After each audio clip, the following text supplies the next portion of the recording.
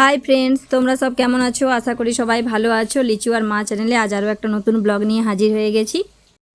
আজ সকাল সকাল স্নান সেরে নিলাম।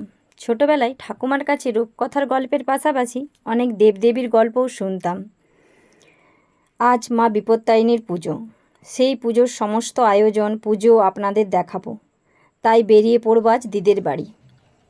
বেরিয়ে পড়ার আগে একটু চা আর পাউরুটি বেটু আর বোনপোদের খেতে দিলাম। আজ আর কিছু করার টাইম নেই, তাই আমি রেডি হয়ে বেরিয়ে পড়লাম। আজ দেখাবো দিদির বাড়ির পুজো। মাত্র 5 মিনিটের পথ, পৌঁছেই দেখি আয়োজন শুরু। মা বিপত্তারিণী পুজোতে ব্রতীদের জন্য যে থালাটি করা হয় তাতে সব কিছু 13টি করে থাকে।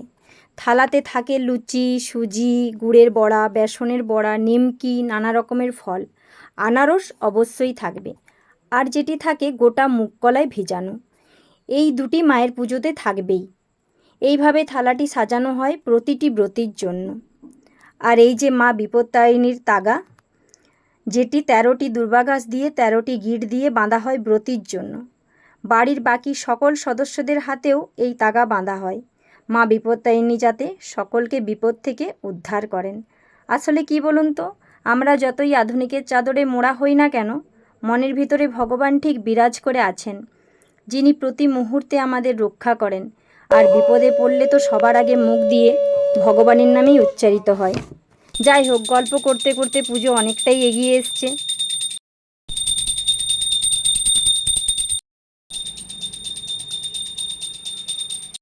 পুরোহিত মশাই আমার জিজু, আর এই পুজোর সব সরঞ্জাম যিনি রেডি করেছেন তিনি আমার দিদি। মঙ্গলবার আর শনিবার দুদিন ধরে মা বিপত্তারিণীর পুজো হয়, তাই মঙ্গলবার কিছুজন পুজো করিয়েছেন আর কিছুজন শনিবার।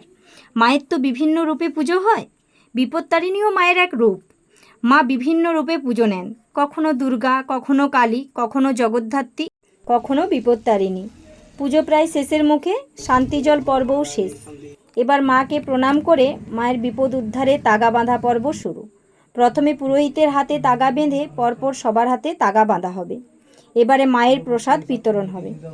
আজ জানেন তো, খুব ছোটোবেলার কথা মনে পড়ছে। আমার নিজের বাড়িতে ঠিক এইভাবে আয়োজন হতো মহা সমারোহে। অনেক ব্রতী পুজো করাতে আসতেন, আর আমার ঠাকুমা, মা সবাই মিলে সব আয়োজন করত। আমরা ছোটরা অনেক কাজে হাত লাগাতাম। যাই হোক, চিরদিন তো আর এক যাবে না, ঠাকুমা আজ আর নেই। আচ্ছা চলুন আজ প্রসাদ নিয়ে দিদির বাড়ি থেকে বেরিয়ে পড়ি। দিদির বাড়ির সামনেই দুর্গা মায়ের মন্দির, পাশে শ্যামসুন্দর জিও মন্দির, রাজবাড়ি। দিদির পাড়াটির নামটিও তাই রাজাপাড়া।